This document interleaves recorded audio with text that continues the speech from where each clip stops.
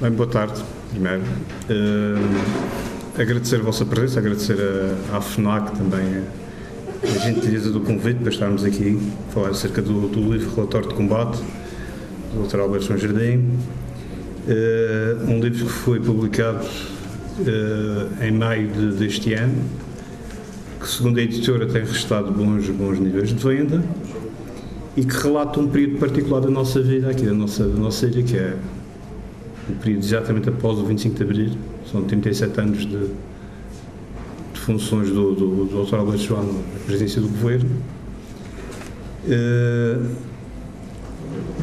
Ao meu lado, eu tive o privilégio de colaborar modestamente com o livro e com o Dr. Alberto João. Foi um privilégio, porque tive a oportunidade de ler o livro em primeira mão. E, enfim, agora estamos aqui nesta conversa também um pouco mais informal em relação à cerimónia, que foi em maio deste ano. Tenho ao meu lado direto o professor Alberto Vieira, que é coordenador do Centro de Estudos de História do Atlântico, e que debruça-se precisamente, coordena projetos. Eu acho que não é necessário apresentar o professor Alberto Vieira, porque tem muita obra publicada, a nível do açúcar, da vinha, do vinho, e tem-se dedicado ultimamente à coordenação de projetos precisamente relacionados com a memória e história. E projetos que lá no Centro de Estudos de História do Atlântico têm, nomeadamente, a memória, peço desculpa que já não sei, a memória de agentes que fazem a história e o projeto Nuna Ilha, que tem a ver com as migrações, que infelizmente, por vezes, às vezes são desconsiderados institucionalmente, isto é a minha opinião, mas que tem essa particular de importância de recolher testemunhos de muita gente. Olha, temos aqui um testemunho em primeira mão, o livro do Dr. Alberto João Jardim. O Relatório de Combate, embora um livro muito aquente, digamos assim, não nos esquecemos que o Dr. Alberto João cessou o exercício de funções em abril de 2015 e o livro foi publicado em maio de 2017. Eu começava exatamente pelo professor Alberto Vieira, porque precisamente por essa questão da história, das memórias, das autobiografias, porque sei particularmente que o professor Alberto Vieira tem uma opinião muito própria e acha que todas as pessoas que exerceram cargos ao nível das responsabilidades governativas ou que se notabilizaram em algum domínio devem deixar as suas memórias a título de legado para a posteridade. Eu acho isso também pertinente, embora no centro também há o outro lado, que é precisamente a recolha dos testemunhos de agentes que fazem a história, que são agentes normais, como eu, como todos nós também que aqui estamos. Portanto, passa para a palavra ao professor Alberto Vieira. Bem, antes de começar por aí, eu começava por um outro campo que parece-me que obriga a uma reflexão. No meu modo de ver, o século XX, a ideia não é minha, é em certa medida o século da desmemória. Não é o esquecimento da memória, mas fundamentalmente o apagamento da memória. E há muitos teóricos. Esta ideia surgiu muito nos chamados ex-países de leste, tem a ver com questões de ordem política, mas, lamentavelmente, esta realidade, em princípios do século XXI, chegou ao dito mundo civilizado, ocidental. Porquê? Por questões que normalmente se chamam questões de ordem técnica, económica. Diz-se que nos últimos 5 anos houve um grande desinvestimento na história e nas ciências sociais. Isto é evidente. Eu, aliás, estou envolvido em alguns projetos no estrangeiro, alguns deles estão parados, e que se mais não querem, poderão ver que há inúmeras instituições que desapareceram ou que perderam importância, nomeadamente em França, na Alemanha, não tanto na Inglaterra, mas em todos os países da América do Sul. Por exemplo, em França, em Espanha acabou-se com o SACIC. Em Portugal acabou-se com a Junta Nacional de Investigações Científicas e, que mais não seja, na Madeira acabou-se com o Centro. Mas isso é outra história. E isto vem a propósito de uma ideia muito evidente que muitos investigadores ao nível mundial têm chamado a atenção por uma falta que existe em termos da não valorização da memória.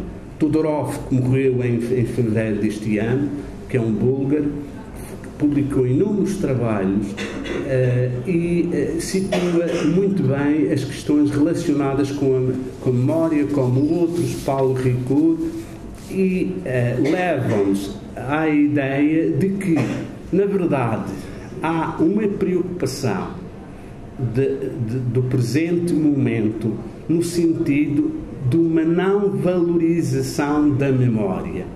E a não valorização da memória, para nós, historiadores, como é óbvio, é grave, mas também para o cidadão comum porque, na verdade, é o passado, é a relação que ele estabelece com o seu passado, próximo ou afastado, que o coloca no mundo global em que nós hoje vivemos. Isto é um problema muito complexo, só que eu sou como os orientais, há a face negativa da moeda, mas também há a face positiva. É que não é por acaso, e a maior parte das pessoas não estão atentas, que nos últimos 15 anos foi um momento onde mais se apostou nos projetos relativos com a memória, com a autobiografia e com as histórias de vida ou as escritas de si. Isto é sintomático, porque há uma reação em termos do conhecimento científico. E porquê é que eu digo isto?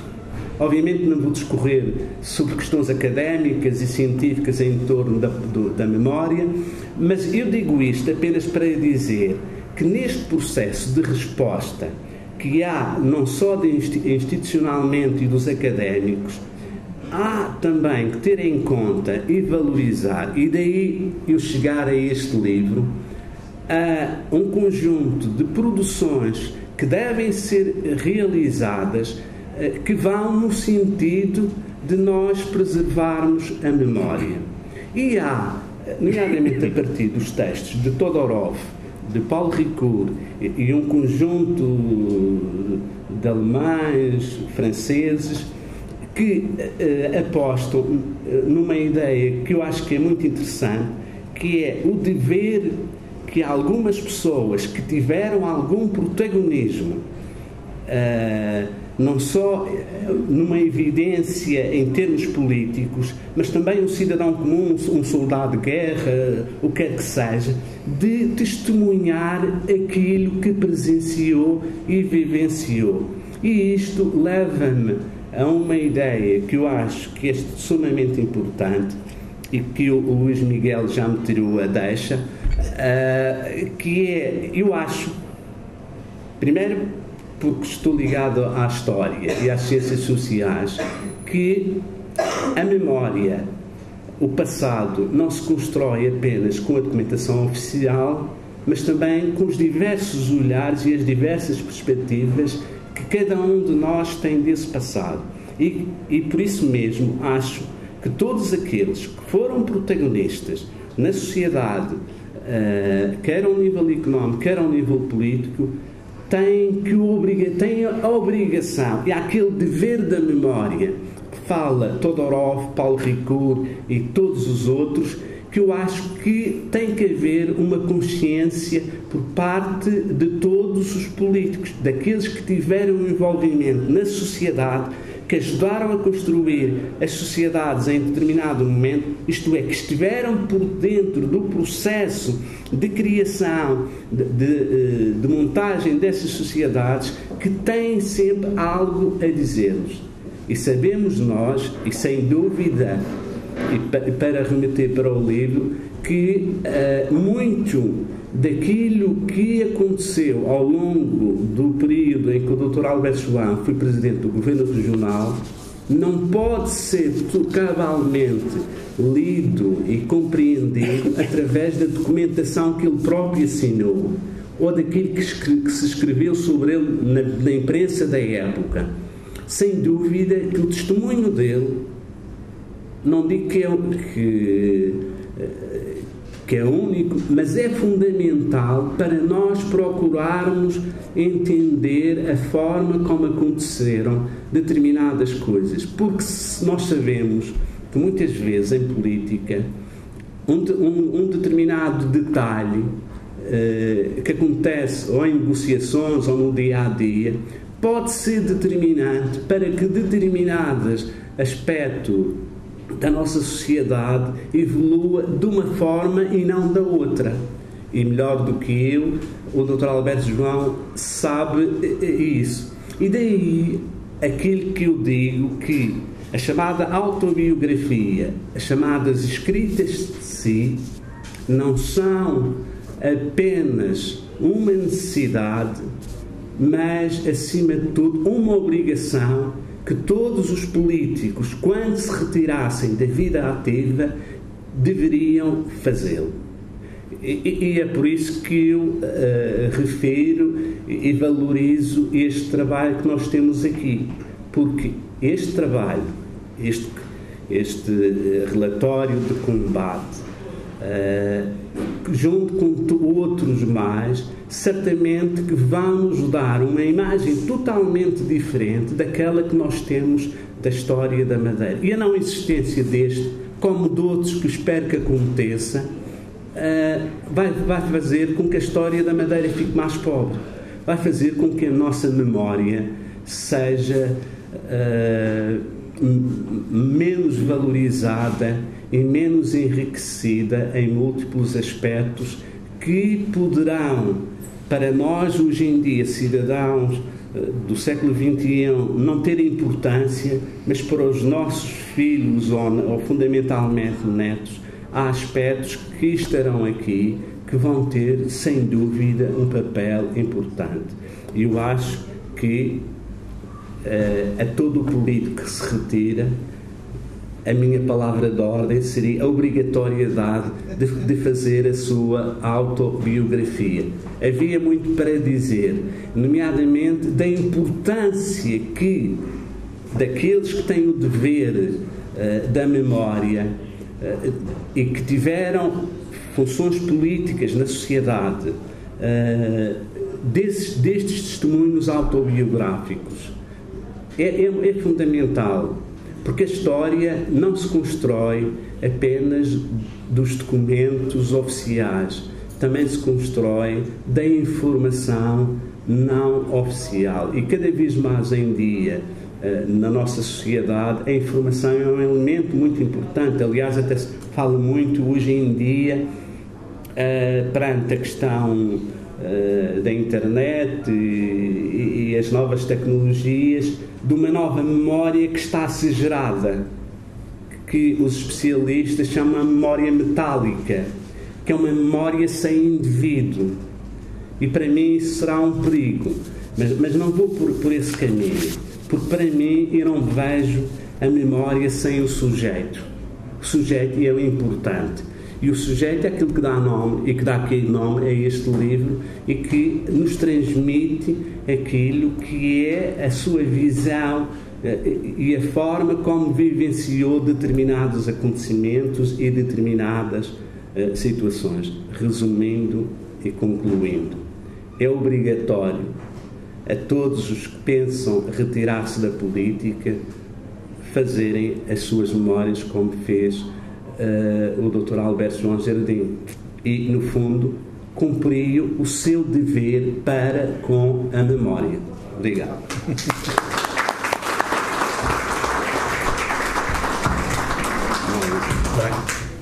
Eu acrescentaria só um ponto, que era o seguinte, que era precisamente um conceito que é de um historiador britânico, do Eric Hobsbawm, que é essa noção do presente contínuo.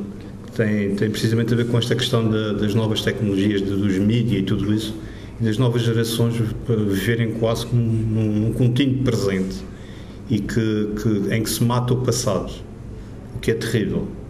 Eu tenho a consciência plena, já fiz essa experiência, de jovens entre os 20 e 25 anos, atualmente, em relação ao 25 de Abril, que é um passado muito recente e muito próximo, sabem o que é que se passou, sabem que foi uma revolução, mas que desconhecem completamente o contexto da Revolução. Por exemplo, o PREC, o que é que foi o PREC, quais as forças se degladiaram, o que é que estava em causa, o 25 de novembro, por exemplo, quase ninguém sabe. O que é terrível, porque atualmente vive-se um momento de mega informação, em que tudo é partilhado, tudo isto de Eric Hobsbawm refere os drones, a recolha de imagens, isto é tudo agora tudo muito acessível, e as pessoas esquecem que temos um passado, infelizmente. Bem, eu agora passava aqui também um pouco partindo, porque esta é a nossa razão de ser, de estar aqui, o relatório de combate do Dr. Alberto João, e que relata precisamente um período muito importante da história da Madeira, que é precisamente o período da consolidação das aspirações autonómicas que a Madeira sempre reivindicou. O Dr. Emanuel Janes, que passa a apresentar, é professor, está destacado no Centro de Estudos de História do Atlântico já há algum tempo, é investigador, é mestre, tem a sua tese, a dissertação em Nacionalismo e Nacionalistas na Madeira dos anos 30, e tem também bastantes trabalhos publicados.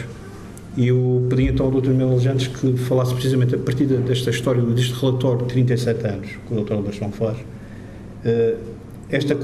É mais do que 37, que o Dr. Alberto João vai antes do 25 de abril. Mas precisamente porque é isso que eu ia dizer, esse desafio. Mas é que precisamente isso tem a ver com isto. Aquilo que se consolidou após o 25 de abril são as expressões que já vêm há muito tempo de nós madeirenses. Portanto, passava também a palavra. Nesta perspectiva, podemos dizer que a história da autonomia confunde-se com a história da Madeira. Sim. Portanto, desde que há madeirenses na Madeira, há a intenção ou a ideal de autonomia. A ideia de autonomia é uma ideia que vem desde os primórdios, portanto, podemos dizer inclusivamente que no século... Aliás, ainda antes deste período que marca já um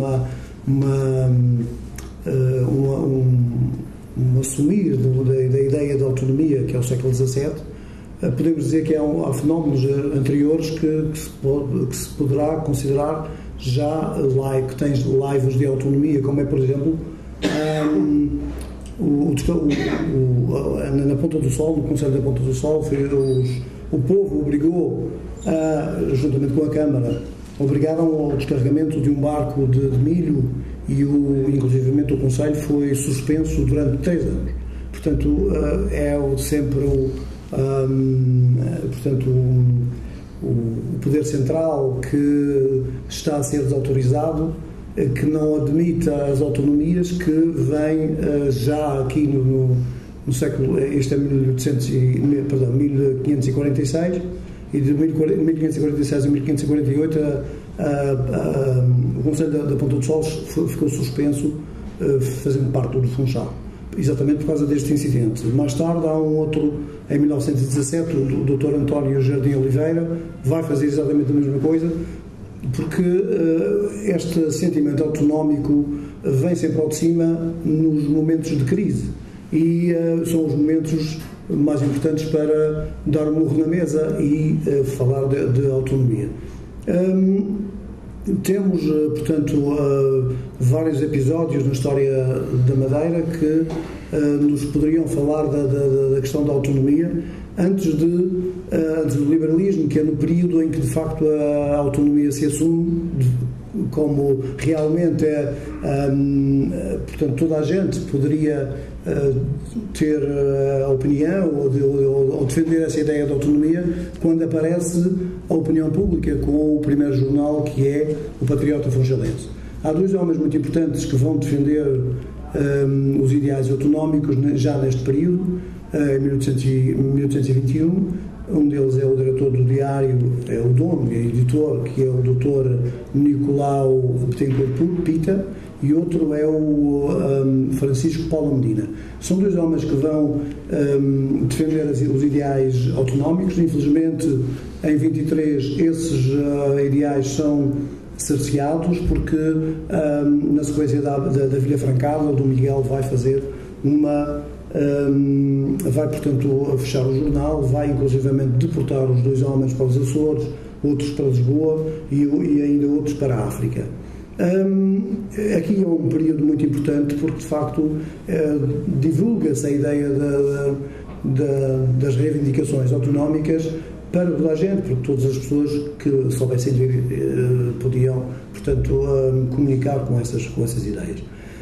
Mais tarde, com o conselheiro José Ribeiro, Silvestre Ribeiro, há também voltam novamente esses ideais. Aliás, quando se dá a patuleia, o governador civil é suspenso, inclusive fica exilado em casa de umas famílias inglesas, e depois, com a intervenção da Inglaterra, ao abrigo da Quádrupla Aliança, ele é novamente colocado 3 meses depois como governador. Mas ele mesmo sem ser madeirense, fazendo jus à expressão do Dr. Alberto João, tinha a Madeira no coração, portanto, percebeu com clareza que a Madeira só podia ir para a frente com obras, portanto, fazendo obras públicas. E, aliás, é um dos homens que mais obras públicas faz, anterior ao Dr. Alberto João. Tirando o período de Estado Novo, porque o período de Estado Novo também é um período bastante importante em termos de desenvolvimento e de obras públicas, porque, se quisermos, Salazar foi, embora apertando o garrote financeiro, foi ele que no fundo resolveu algumas das aspirações dos madeirenses. Portanto, não podemos também portanto, esquecer esta situação. Depois temos em 1837, temos 1895, portanto, com esta situação do José Silvestre Ribeiro, a partir daí cria-se uma série de legislação no continente que vai desembocar no decreto autonómico que transforma as ilhas adjacentes em distritos autónomos, exatamente distritos autónomos, de 1895. Aqui há um problema que é, portanto, em 1895 é dado a autonomia aos Açores, e a Madeira só tem em 1901, e foi preciso o rei Dom Carlos estar a preparar uma viagem à Madeira para que esse decreto ou esse estatuto fosse promulgado.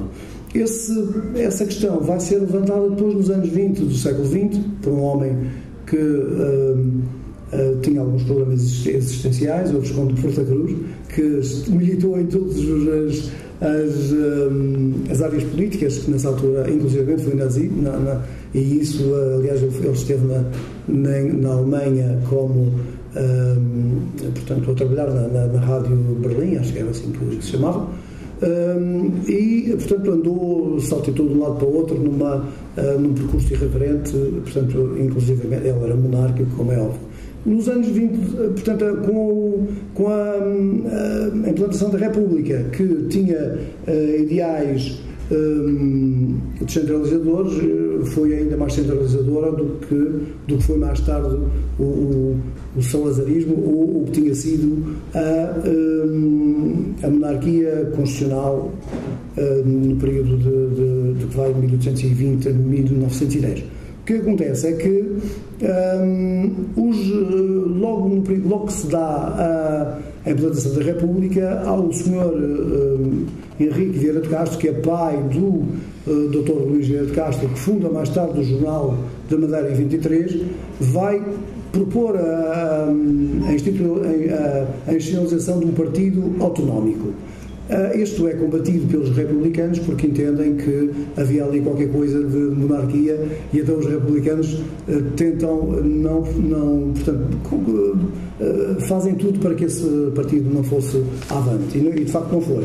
Mais tarde, em 1922, aqui também é preciso referir uma situação, um episódio que todos nós conhecemos, creio eu, aqueles que andam nas lides políticas e históricas, que é a eleição do primeiro deputado republicano pela Madeira, que é, no fundo, já um desrespeito, se quisermos, portanto, um live autonomista. Inclusivamente o Dr. Manuel Arriaga era açoriano, portanto, ele é os monárquicos dessa altura, que apoiam também o Dr. Manuel Arriaga contra as indicações do Fontes Pereira de Melo, dos partidos da regeneração, portanto, entendiam que ele, Comilhão, de certeza queria defender os interesses das duas ilhas, não é? Da Madeira e dos Açores. É isso que de facto acontece. Muitas vezes ele faz um trabalho mais profícuo na Assembleia do que alguns madeirenses. Portanto, ele tem um papel fundamental. É claro que ele era republicano, mas muitos daquilo que ele propôs às cortes desse período foram aceites pelos governantes. Depois, o período mais importante, creio eu, antes do 25 de Abril, em termos de reivindicações autonómicas, é o período da década de 20 do século XX. Aproveitando os autonomistas, que não eram assim tão autonomistas como se possa pensar. Eles eram mais defensores dos seus interesses pessoais e, inclusivamente, eram quase todos monárquicos, e a ideia deles era a restauração da monarquia, e aproveitaram o ideal autonómico para, portanto, fazer pirraça contra a República, ou, se quisermos, bater na República. É no fundo isso, porque eles depois aderem ao Estado Novo ou calam-se. Uns aderem, outros calam-se, outros esperam que a monarquia seja implantada mais tarde, e não foi. O Salazar, depois da morte do rei Dom Manuel em 1932, chama os monarcas e diz: bom, a questão do regime não se põe porque o rei morreu e não deixou descendentes. Portanto, o Dom Manuel II foi o último rei de Portugal e não deixou descendentes. Claro que havia outra linha, que é a linha que se dava para mais um colóquio, que é a linha deste Dom Duarte Nuno, que é a linha do Dom Miguel. Portanto, quando se dá a Revolução Liberal, o rei tinha dois filhos, portanto, o Dom Miguel e o Dom Pedro. Um era absolutista, o outro era liberal, e o absolutista em 1834 é definitivamente afastado portanto, aí abdica de todas as pretensões que pudesse ter à coroa portuguesa, e é nesta linha que vem o Dom Duarte Pio. Ora bem, voltando à questão à década de 20, do século XX, é uma década muito importante, porque eles aproveitam, aliás, em 1921, há um senhor que se chama, qualquer coisa, Ataíde da Mata, que vem, portanto, é um açoriano, Francisco Ataíde Faria e Maia, assim é que é. Portanto, vai promover ou fazer aparecer um projeto açoriano para um estatuto autonómico para os distritos de Ponta Delgada e Angra do Heroísmo. Este estatuto já previa a ampliação dos poderes locais e até a autonomia financeira. Aliás, há madeirenses que defendem a autonomia financeira, como é, por exemplo, o caso do Dr. Carino de Jesus, que é um homem que depois vai ter muita importância, muita influência. Até diz-se que, e parece que é verdade, que foi ele que redigiu a Constituição, o ato colonial, os primeiros discursos de Salazar, e até se diz que por isso é que acabou morrendo de uma forma que nós ainda hoje não sabemos concretamente qual foi a razão da morte. Portanto, aqui é aproveitado, aliás, eles vêm cá, estes açorianos, há uns almoços lá em cima no Terreiro da Luta, no restaurante Esplanada, e, portanto, há este fervilhar das ideias autonomistas. Aqui aproveita-se, o Presidente da República, Dr. António José de Almeida, tinha ido ao Brasil e no regresso passou pela Madeira.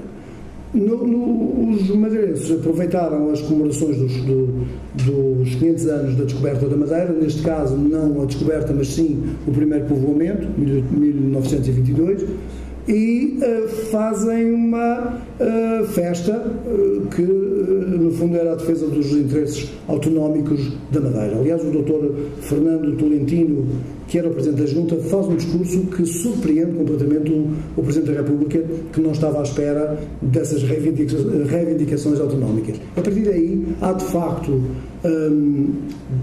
grandes reivindicações dos autonomistas, que inclusivamente cria-se a ideia de partidos regionais e também as forças vivas estão todas relacionadas com estes movimentos e portanto é um movimento que vai até os princípios dos anos 30. Claro, depois há o decreto da fome, o famoso decreto de 1931, que vai disputar a Revolta da Madeira, e a Revolta da Madeira é aproveitada pelos deportados que estavam na Madeira, juntamente com os madeirenses. Até se diz que era o Dr. Luís Vieira de Castro que redigia os comunicados da Junta Revolucionária. Depois fez-nos pagar, Salazar fez-nos pagar por isso, portanto a nossa ideia de defesa da autonomia. Os ideais autonómicos ficaram cancelados por aí. Depois, mais tarde, há a Carta ao Governador de 69, há o aparecimento do comércio do Funchal, mas, concretamente, o momento propício que a semente germina é, de facto, após o 25 de Abril, ou seja, o golpe, o pronunciamento militar de 25 de Abril de 1974, com a Constituição de 76, que vai, entender que os madeirenses e açorianos deveriam ser regiões autónomas. Claro que isso tem a ver também, isso como é óbvio, eles não aceitam as coisas sem a luta. E, aliás, o Dr. Alberto João, ao escrever o livro, mostra de facto a luta. Aliás, este livro tem um fio condutor, que é o fio que é a ideia da autonomia, a defesa da autonomia. Aliás, creio que o Dr. Alberto João, os últimos 40 anos de vida, até agora, foi de facto o grande defensor, aquele que mais lutou, não é, ou combateu, se quisermos, pela autonomia. Este livro é de facto um livro de memórias, é um testemunho, como o Dr. Alberto Vieira já falou.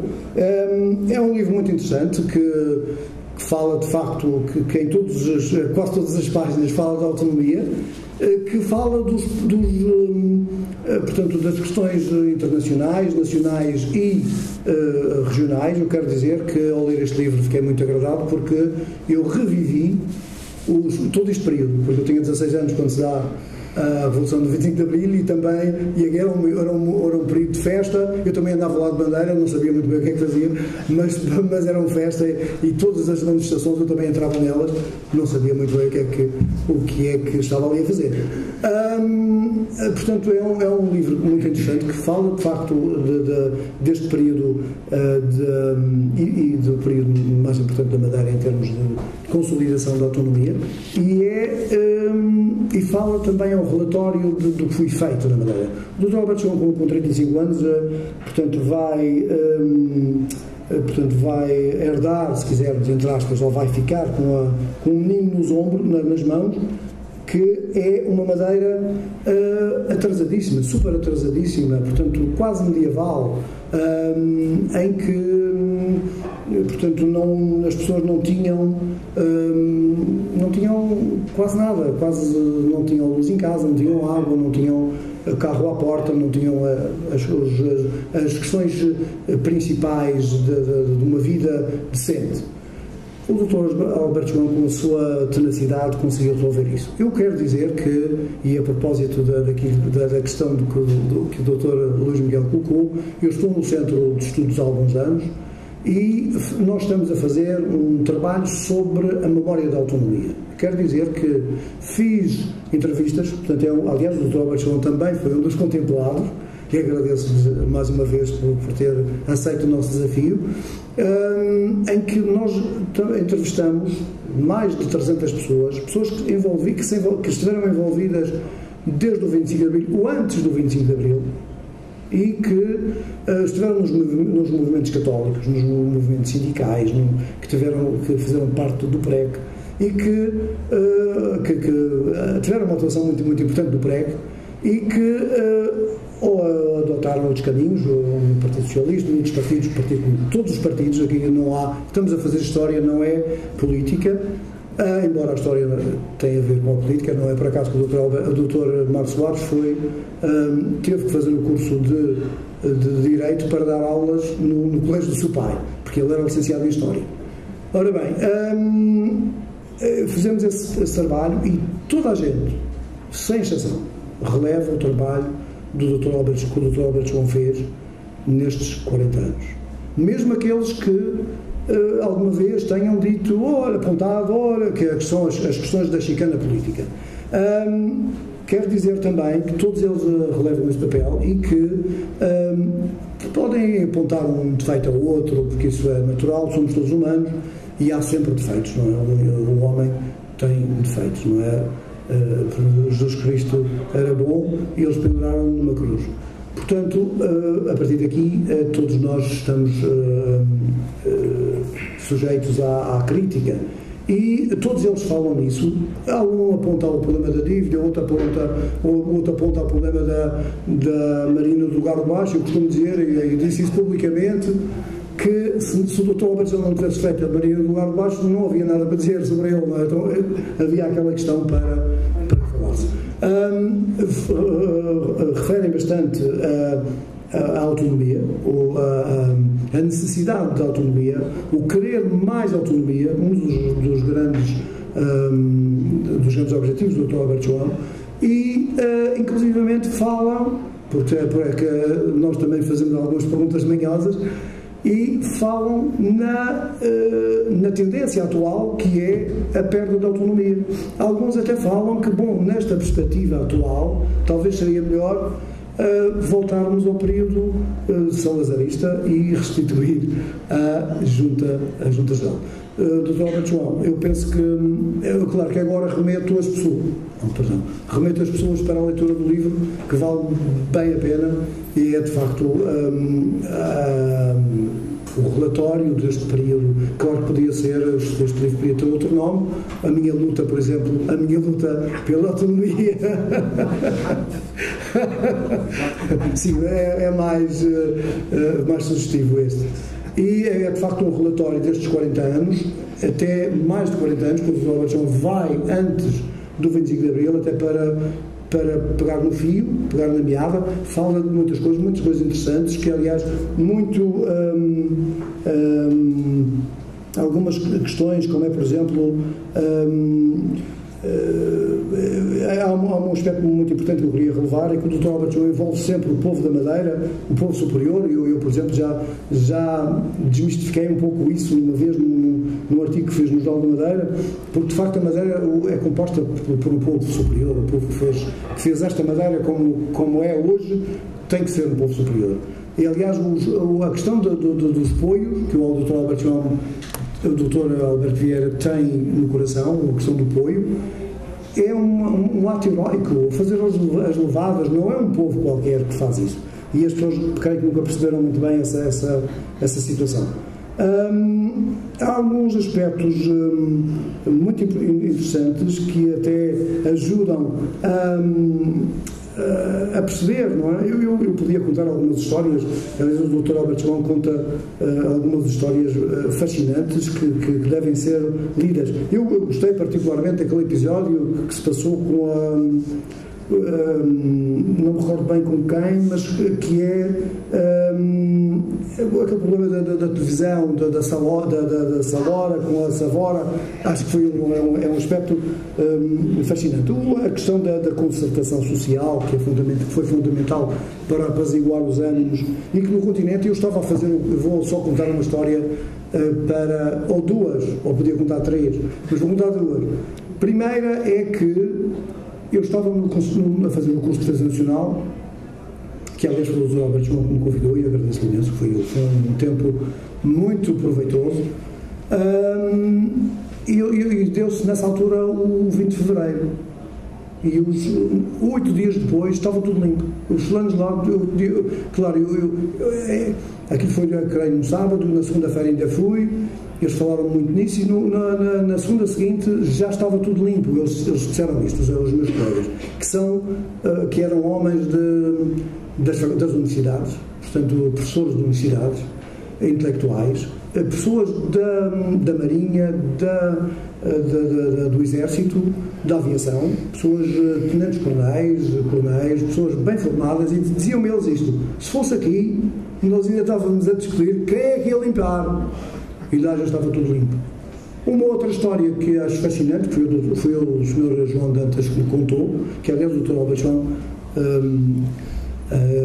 faz rasgados elogios ao trabalho que ele fez tanto na Câmara do Funchal como na Câmara de Lobos. Ele disse que quando pegou na Câmara, as pessoas iam lá, pediam audiência e pediam isto: Sr. Presidente, arranje-me um quarto de casa.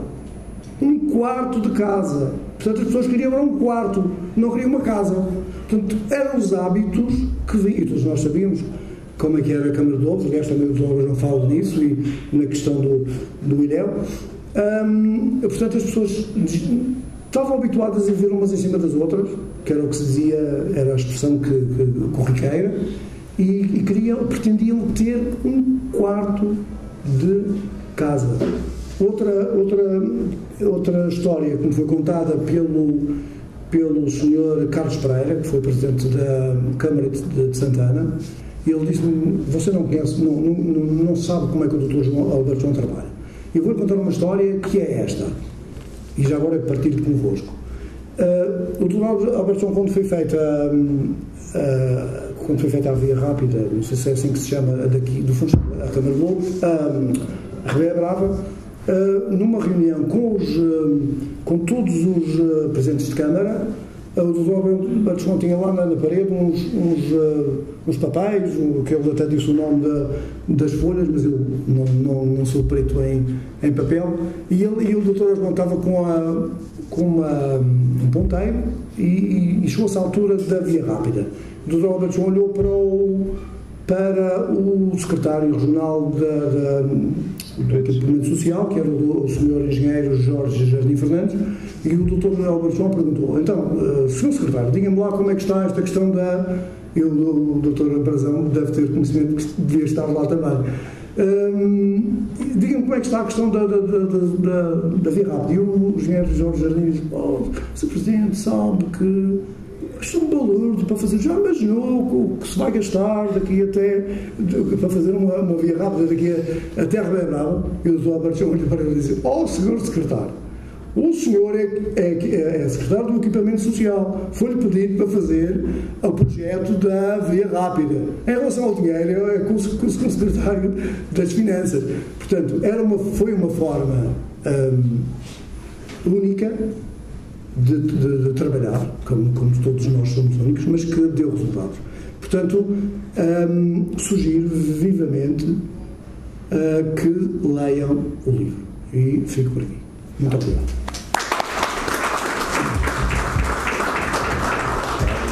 Obrigado, Manuel. Eu acrescentava só uma coisa em relação às autonomias, que eu acho que foi uma coisa muito rápido. Sim. Percorreu a minha geração, e sobretudo quando estava na faculdade, que era a questão de uma expressão que sempre ficou na cabeça, que era o contencioso das autonomias. Sim. E que percorreu transversalmente todos os discursos políticos, da esquerda à direita, de toda a gente. Porque realmente isto dá uma ideia da contenda que foi a consolidação da autonomia. E que o Dr. João Alberto conseguiu resolver isso a nosso favor. Parece que ainda está totalmente resolvido. Agora parece que não vai ser resolvido. Eu agora passaria, vamos tornar a conversa finalmente interessante. Estamos aqui três investigadores, historiadores, sem desmerecer, mas eu passaria a palavra ao Dr. Alberto João.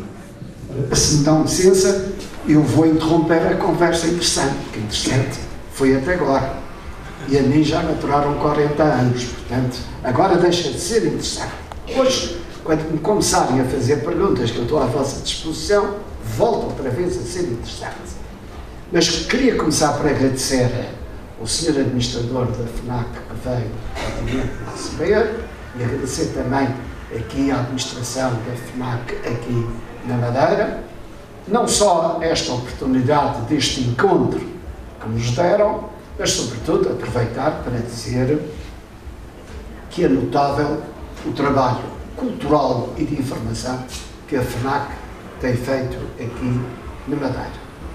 Eu quero dizer ao Sr. André, eu conhecia a FNAC desde que comecei a minha vida a andar pela Europa, e de facto a FNAC em Portugal tem aqui um brilhante trabalho que não fica atrás, se calhar até fica à frente de muitas FNACs que eu conheço por essa Europa fora. E então aqui, devo dizer que aqui o nosso responsável e toda a sua equipa de trabalhadores, olha, que é do melhor que eu tenho visto, estão de parabéns e muito obrigado a todos por este encontro. Eu queria fazer também um particular agradecimento e mostrar um pouco a minha alegria por ter tido aqui hoje o que eu chamo, sem qualquer rebuço, a nata dos historiadores madeirenses. É um sector onde nós temos gente de muita qualidade, mas nós estamos aqui perante 3 cientistas. Porque, apesar das relações pessoais que eu tenho com qualquer um deles, a verdade é que foram sempre homens muito independentes, como cabe ao historiador ser, e, aliás, essa independência está bem expressa no trabalho que fizeram. O Sr. Alberto Vieira, eu devo-lhe imenso. Devo-lhe e, principalmente, o povo madeirense. Eu, os meus colegas veem, tenho aqui um colega de governo, o Dr. Brazão de Castro, devo dizer que falou-se muito no Alberto João. O Alberto João teve 2 sortes na vida. Um foi ser eleito por um povo maravilhoso, que é combativo, é reivindicativo, mas que deu sempre o pulso e a confiança para ir para a frente. E depois as equipas de governo que eu tive foram equipas fantásticas, e uma andorinha começada e não faz a primavera, foi graças às equipas fantásticas de governo que eu tive que a Madeira mudou muito. Mas voltando aqui aos ilustres historiadores, porque estes homens valem pelo seu trabalho, nunca os vi se pôr em pontas dos pés, nunca os vi precisarem de ir para um partido político para dizer estou aqui. Não, estes homens impuseram-se pelo seu trabalho científico. Há uma coisa que a Madeira deve muito ao Sr. Professor Alberto Vieira, que é, e há uma equipa que ele formou para escrever um trabalho que é o deve e haver das finanças da Madeira. E o trabalho é tão importante que eu só digo isto. Durante anos e anos, o Estado Central tentou-se ver livre dos seus pecados originais em relação ao território madeirense, falando na dívida da Madeira. E o trabalho do professor Alberto Vieira e da sua equipa veio demonstrar que não, que durante mais de 5 séculos levaram daqui os nossos recursos. Quando tivemos a oportunidade de nos agarrar à Europa, não tínhamos recursos para fazer isso. É preciso não esquecer que o dinheiro que era preciso do lado português termos para poder aproveitar as receitas que vinham da Europa era o orçamento da Madeira, que tinha que pôr Lisboa, não pôs o tostão aqui para aproveitarmos os dinheiros europeus, e teve que se fazer a dívida, porque durante 500 anos tínhamos sido sonegados da maior parte do valor do nosso trabalho. E há esse brilhante trabalho do Sr. Professor Alberto, que eu até aproveitei e lhe pedi licença para aproveitar no meu livro, e apresentámos a certa altura, o Sr. Professor Alberto Vieira, na Casa da Madeira em Lisboa, apresenta esse trabalho. Eu devo dizer que depois da apresentação desse trabalho, nunca mais, mas nunca mais, eu sei do governo, estou aqui há quase 3 anos fora do governo, mas nunca mais vi um único político, fosse de partido fosse, um único jornal, fosse qual fosse, vir falar, dizer que a Madeira devia ao continente e que a Madeira tinha gasto o dinheiro deles. Calaram-se todos, porque era uma obra de uma profundidade científica tal que constitui ainda hoje um precioso argumento, para além de outras investigações que o Sr. Professor Alberto Vieira fez, constitui argumentos poderosos para nós podermos estar de cara levantada e não nos exigirem pagamento de dívida que for, porque quem nos deve, nós não devemos nada a ninguém, devem-nos a nós. Também aqui em relação Ao Sr. Antônio Manuel James, eu também estou-lhe devedor. Não é fácil estar na vida política, as pessoas pensam que isto é uma festa. Eu levava isto um pouco em festa, que era a única maneira, até o Padre Martins chamava-me o João das festas. Eu levava isto um pouco em festa, porque, primeiro, acho que a alegria é um dom de Deus. E, segundo lugar, acho que sem haver uma componente de otimismo e de gozo da vida, nós não conseguimos chegar a objetivos que, à partida, sejam difíceis. E o Dr. Emanuel Janes foi um homem que, em momentos que eram mais duros, ele tinha sempre o seu pensamento publicado nos jornais, um pensamento de um teológico sobre a autonomia que muito me ajudou politicamente e muito me ajudou a todo este trabalho. Ele não era um homem que viesse para aqui defender partidos, nem coisa do género. Não, não. Foi sempre o cerne da sua defesa da autonomia e também assim, tal como o Sr. Alberto Vieira, e povos muito gratos. E depois chega a vez aqui do Dr. Luís Miguel Jardim. O pai do Dr. Luís Miguel Jardim, o professor Gastão Jardim, foi um homem da fundação do partido a que ele ainda pertence. O ainda não tem maldade. Mas foi um dos fundadores e só vim a conhecer depois o Dr. Luís Miguel Jardim, diretor do arquivo, de onde foi defenestrado por me ter ajudado. Eu já contei esta história. Eu, a certa altura, precisava de fazer um livro, mas tinha que recorrer, enfim, não se pode ter isto tudo dentro da cabeça, e tinha que recorrer ao arquivo regional para ter os dados que eu precisava para poder escrever o livro. E fui aí que conheci o Dr. Luís Miguel Jardim, que me ajudou imenso.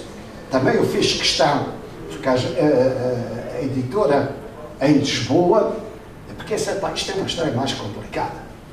Eu tinha um acordo com a região em que os direitos do livro pertenciam à região autónoma, todos nós. O lucro que o livro desse, o dinheiro que o livro desse, era a região autónoma. A certa altura, o atual governo regional mandou-me uma cartinha dizendo que rescindia esse acordo comigo. Nunca lhes perguntei porquê, também. Olha, foi a minha sorte, porque talvez a maior editora portuguesa, a Dom Quixote, a Leia, que é um conjunto, pegou naquilo e se fosse aqui o governo regional a editar, não ia sair, se calhar, do Largo da Serra. Assim, ficou em todo o país. Mas eles não só quiseram acabar com o livro e depois perderam o eventual receita que o livro deu e dá graças a Deus. Porque eu disse, não quero. Então, peguei num papelinho e doei, porque eu nunca ganhei dinheiro nem de escrever, nem de falar. E, portanto, doei os meus direitos à Fundação Social Democrata da Madeira, hoje Instituto para a Autonomia e Desenvolvimento da Madeira, e, portanto, ficou na mesma o povo madeirense, porque o herdeiro, no dia que fechar a Fundação, o herdeiros, não há herdeiros, é o povo madeirense, veio outra vez para o século todo, mas foi assim que se fez isso. E o Dr. Luís Miguel ajudou-me, fez este percurso comigo, e eu fiz questão de que o livro, ao ter um prefácio, em Lisboa, esta editora, disse, o doutor não quer falar com... Estou uma série de amigos ilustres que eu vou tendo lá por Lisboa, não quer dizer a fulano e cicrano que escrevam o prefácio, e disse, não, vai ser um jovem madeirense, um quadro da região e uma pessoa com futuro, e vamos também atirá-los para estas lides. Lá o convenci, com muita dificuldade, para me escrever o prefácio do livro. Foi o primeiro foi o André, que eu passou à máquina, não sei escrever à máquina. Fui a segunda pessoa a ler o livro e lá se fez o livro. Claro que logo a seguir foi transferido, usando linguagem futebolística, foi transferido de diretor do arquivo para o Centro de Estudos de História do Atlântico. Centro de Estudos de História do Atlântico, que, como bem aqui alertou o Sr. Professor Alberto Vieira, também por ser uma afirmação da autonomia. Eu devo dizer que tenho muito orgulho neste Centro de Estudos de História do Atlântico, deve sobretudo ao secretário-geral de então, João Carlos Abreu, mas vem sendo uma daquelas instituições científicas de que a Madeira se pode orgulhar. Eu não sei, por ser uma coisa que vinha do anterior governo, está um pouco caído nos mares da desgraça. Isso vai passar também. Isso vai passar. E não há dúvida que se trata de um centro científico procurado por uma série de institutos culturais e de cientistas de história de todos os países e que recorreram a este Centro de Estudos de História do Atlântico. Isto é para dizer o meu muito obrigado por ter aqui esta nata de intelectuais que eu sempre aqui, pequenino, ouvi-lhes falar. Ia só acrescentar umas pequenas coisas, obviamente, que isso eu, para ir referir muitos dos assuntos que aqui tocaram. Mas houve dois que eu penso que se conhece mal cá fora, e para terminar, e as pessoas são os donos da sala, desculpa a FNAC esta nacionalização, mas é o povo que aqui está, o dono da sala, mas um é o facto de eu sou republicano, de maneira que estou à vontade para falar, sou republicano e entendo que os regimes parlamentares são, e sou presidencialista. Por isso é quando às vezes dizem, mas o tipo ia pouco ao Parlamento, era bem incoerente. Eu fui ao Parlamento, às vezes que a lei me obrigou, mas eu entendo que o presidencialismo tem mais a ver com os regimes republicanos, porque há maneira de os fazer funcionar, só que há regimes republicanos. Aliás, vejam, na França hoje, do Macron, e na França já desde o general de Gaulle, o regime era presidencialista, mas houve umas repúblicas que quiseram imitar as monarquias. Ora, o parlamentarismo é para as monarquias. Eu lembro que o meu professor de Direito Constitucional dizia os regimes parlamentares são a ditadura do primeiro-ministro. Porque o primeiro-ministro em monarquia tem muito mais poderes do que tem um presidente dos Estados Unidos ou do que tem um presidente num país, em qualquer país, de regime presidencialista. Mas eu posso contar esta da história da monarquia, que foi o que eu vi do tempo do Estado Novo, a propósito da sucessão monárquica. O Salazar jogava, de facto, com paus dos bicos. O lugar de Presidente da Assembleia Nacional era normalmente para a maçonaria, havia outras coisas que eram para a Igreja Católica. Os dois grandes amigos do Dr. Salazar era Pissarra Barreto, maçonaria, Cardeal Cerejeira, Igreja Católica. Depois ia jogando com monárquicos e republicanos, de um lado o Santos Costa, do outro lado o Marcelo, e isto ia jogando. E ele a certa altura, e tanto, mas como dizia o Dr. Emanuel Janes, eu nem queria era que se discutisse o regime. Inclusive mesmo passou o trapo à Fundação, criando a Fundação tirou o dinheiro à Casa de Bragança. E como foi? Então, ele, para contentar os monárquicos, fez com que este, que agora é o pretendente ao trono, o Dom Duarte Pio, nascesse em território português. Mas o pai estava exilado na Suíça. Então, foi um inferno, porque o Salazar mandou montar como uma sala de partos dentro da embaixada portuguesa em Berna, na Suíça, onde o estava exilado, para fazer com que o Dom Duarte Pio nascesse em território nacional e pudesse continuar a justificar aos monarcas a sua esperança no trono. Mas logo a seguir mandou-os vir para Portugal, mas não lhes deu os bens da Casa de Bragança. Os bens da Casa de Bragança continuaram no Estado e ainda hoje, tanto quanto eu sei, o pretendente ao trono e toda aquela gente da Casa de Bragança vive da ajuda dos monarcas, não tem nada de ser. E para terminar, vou contar então a história da Salora e da Savora, porque é daquelas gafes que sucedem na vida. A certa altura, eu estava na Finlândia e era uma coisa qualquer da Madeira, e eu sempre que estava num país, eu não faço visitas para ir ao mercado e para ir caçar. Eu fazia visitas, era recebido a nível de chefe de Estado e de ministro, senão era um desprestígio da Madeira, nem sequer o embaixador aparecer, nem nada, essas coisas eram bem preparadas.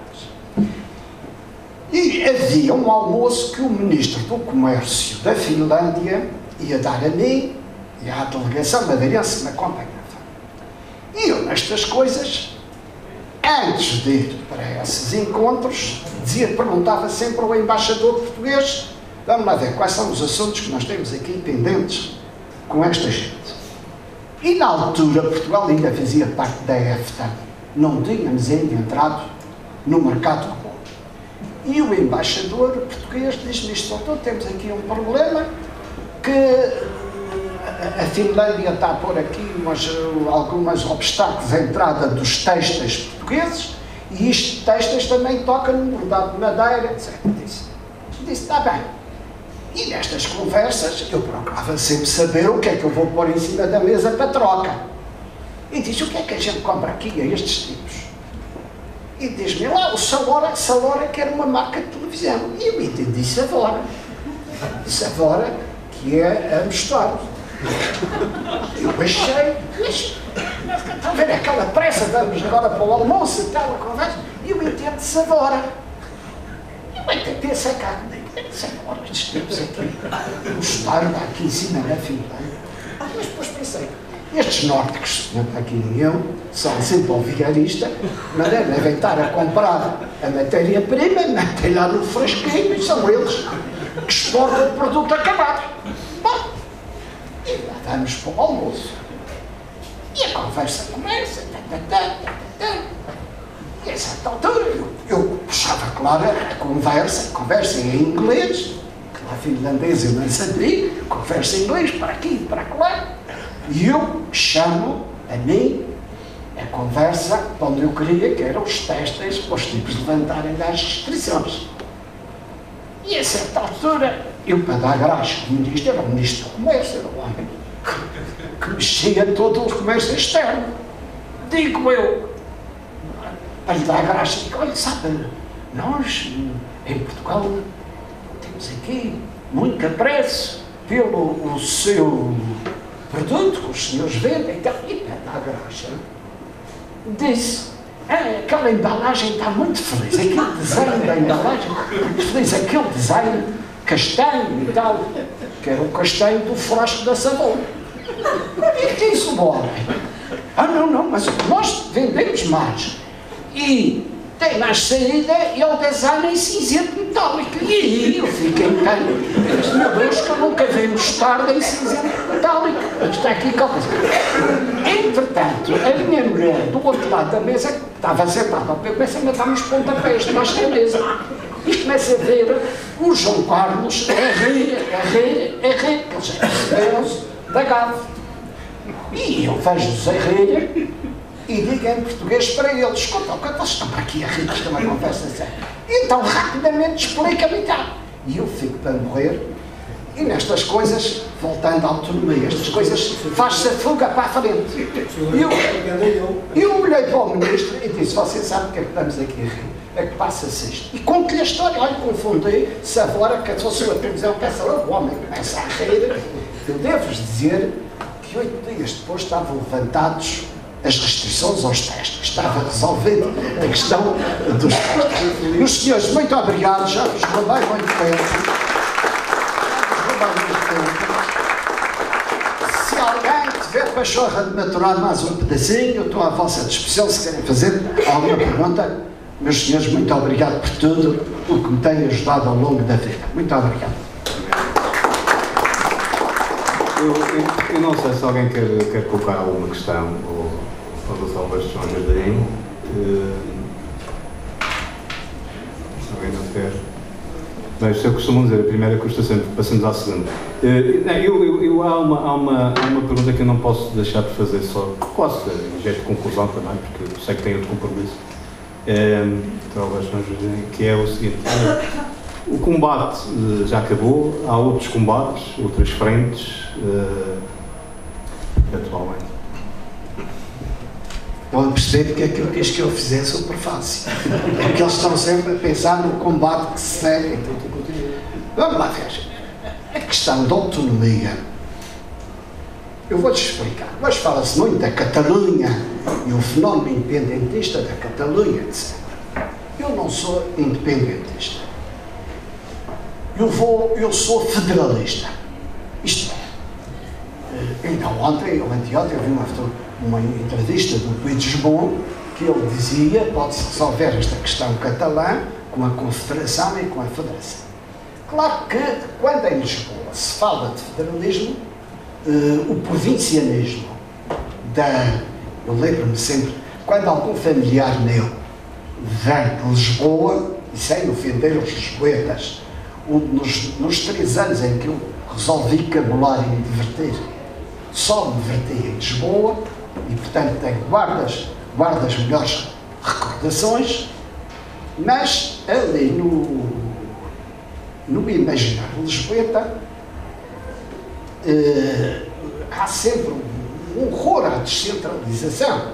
Reparem uma coisa, Portugal foi durante 5 séculos e meio, se não me engano, um Estado colonial. Um Estado colonial e muito centralizado. Portanto, Lisboa esteve sempre habituada a mandar em tudo e todos. Isto não se muda só porque houve o 25 de Abril e só porque houve a descolonização. Não, preparem-se para mais 2 ou 3 gerações os tipos continuarem a não querer descentralizar politicamente. É um fenómeno cultural, não é político sequer, é cultural. Bem, ora, esta questão leva a que quando se fala em federalismo, não é só para a Madeira. Quando falo em federalismo, é defender o sistema federal para todo o país, inclusivamente todo o espaço continental. Enfim, não é muitas regiões, mas pelo menos 7 regiões lá, mas as 2 autónomas aqui na coisa, e que terão que ser diferentes entre si, porque uma coisa está a ser ilha, outra coisa a ser um território continuado. Mas isso é depois a elaboração do sistema. Ora, um grande argumento sempre em Lisboa é: Portugal é um país muito pequeno para ser federal. Eu digo a mentira, porque a Suíça é mais pequena que Portugal, é o país mais avançado da Europa, não tem os melhores resultados económicos, isso tem a Noruega, mas é o mais avançado da Europa, intelectual, tecnologicamente, no sector dos serviços, etc. E a Suíça é muito mais pequena que Portugal e é uma confederação, de maneira que não se percebe porque é que Portugal não pode ser coisa federal. E, portanto, isto é uma luta que vai demorar ainda muitos anos. Claro que não se pode parar. Querer ser politicamente correto, estar dependente de explicações lá, de subordinações e de obediências a entidades no continente. Tudo isto não pode ser. Quer dizer, é uma luta que exige um certo ritmo. Eu ainda hoje publiquei um artigo que resume isto no seguinte: primeira grande questão. O Estado Central tem que assumir a dívida pública da Madeira. Não vamos ser sempre amarrados, devemos, não podemos fazer mais, não sei o quê. E porquê é que tem que assumir? Porque, como eu vos disse aqui, e estes senhores sabem até isso melhor do que eu, o Estado português absorveu a maior parte daquilo que o suor do povo madeirense produzia. E, portanto, quando nós tivemos o mesmo direito a ser tão europeus como aqueles senhores lá do continente, não tínhamos dinheiro, não íamos desistir, tínhamos que ir buscar onde ela havia, que eram os bancos. Mas essa dívida deve assumir o Estado. Portanto, a primeira grande questão é: temos que fazer ver ao Estado e lutar por isso quem tem que assumir a dívida pública. Outra coisa é daqui para a frente. Porque se o Estado tem que fazer é isto, diz: eu assumo a dívida pública da Madeira. Isto não é novidade.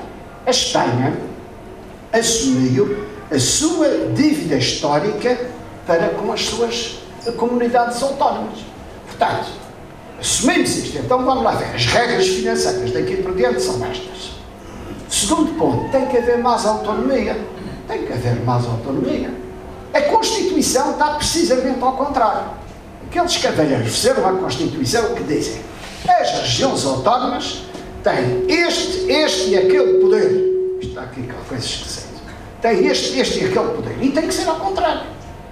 Para haver verdadeira autonomia, a Constituição tem que dizer os poderes do Estado Central no território insular são estes e estes. A partir daí não há mais dúvidas. A partir daí é tudo com os poderes políticos eleitos por nós. Portanto, há que haver também uma mudança constitucional. Quando eu falava, é possível fazer uma Singapura no Atlântico, os senhores, nós estamos mesmo na União Europeia, nós temos uma zona franca, nós precisamos ter atividades financeiras internacionais, porque não temos matérias-primas, temos que ver do sector de serviços e da evolução tecnológica.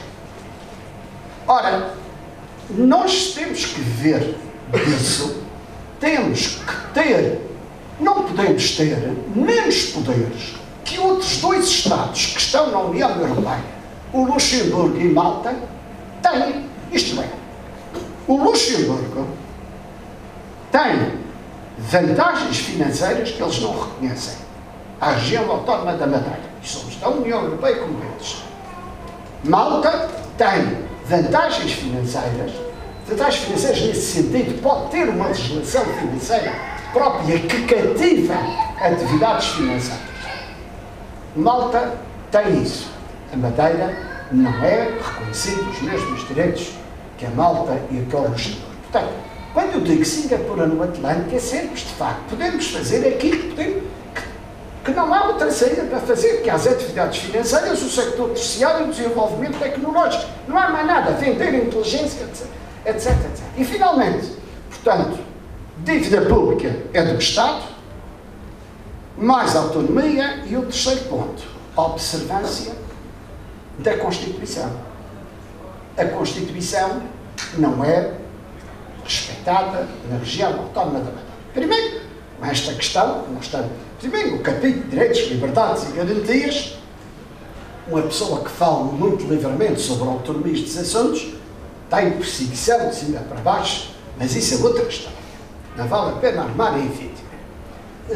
Segundo lugar, os senhores sabem que temos esta questão da continuidade territorial. Andam a brincar com a gente ao nível dos transportes, não sei há quantos anos.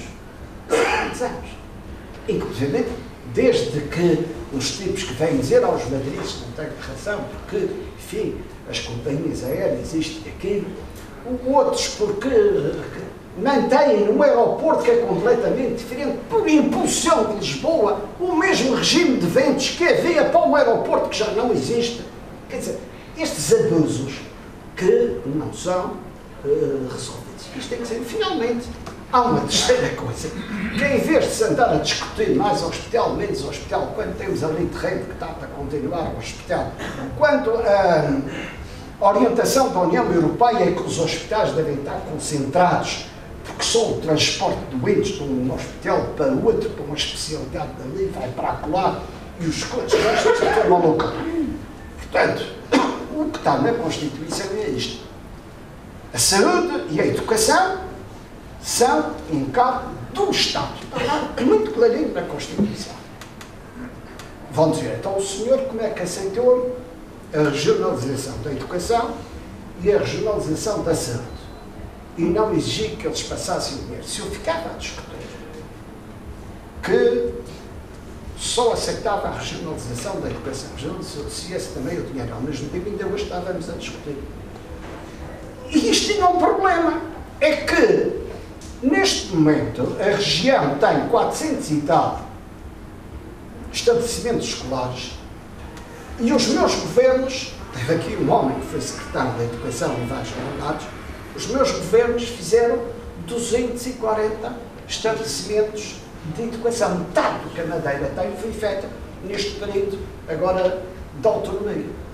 Ora, se nós não tínhamos aceito a regionalização, ainda hoje estávamos a pedir uma escola para a ponta do Porto, e não sei mais a boca, nunca mais saía disto, ia-se continuar com o ensino secundário só no Funchal e coisas assim do género. Quer dizer, isto foi uma estratégia, era preciso aceitar, fosse o que eles dissessem. Depois ia-se discutir o resto.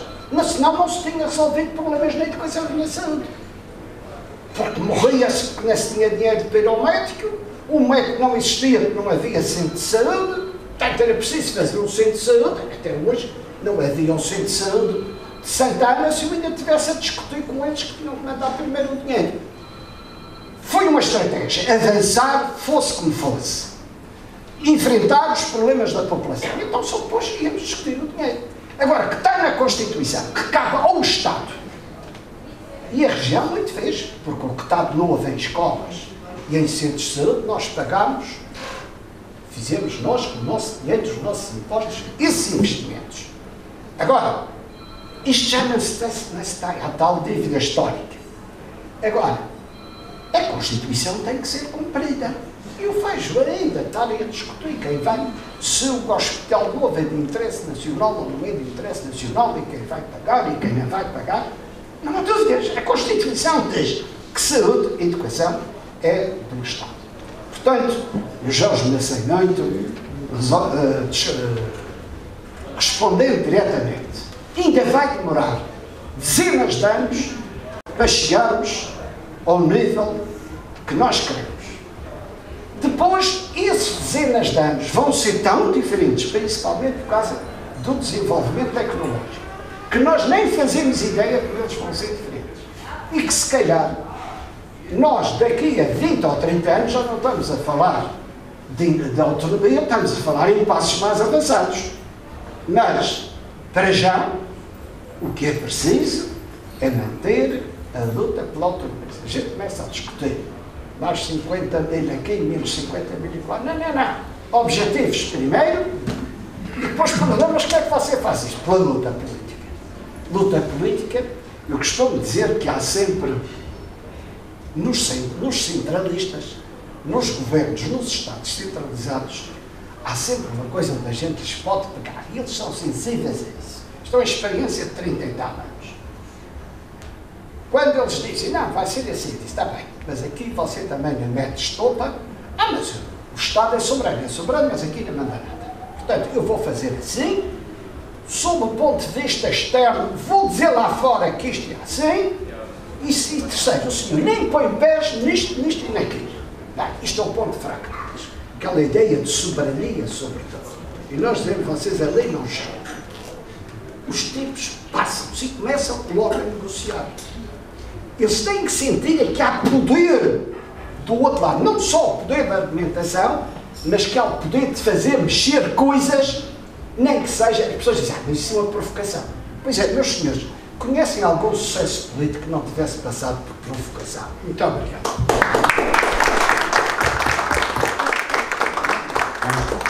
Eu penso que, eu não sei, depois eventualmente quem quiser autografar o livro, o Dr.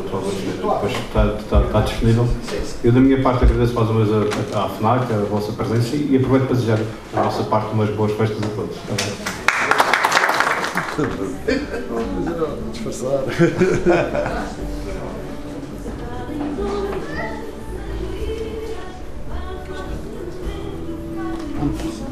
Muito obrigado.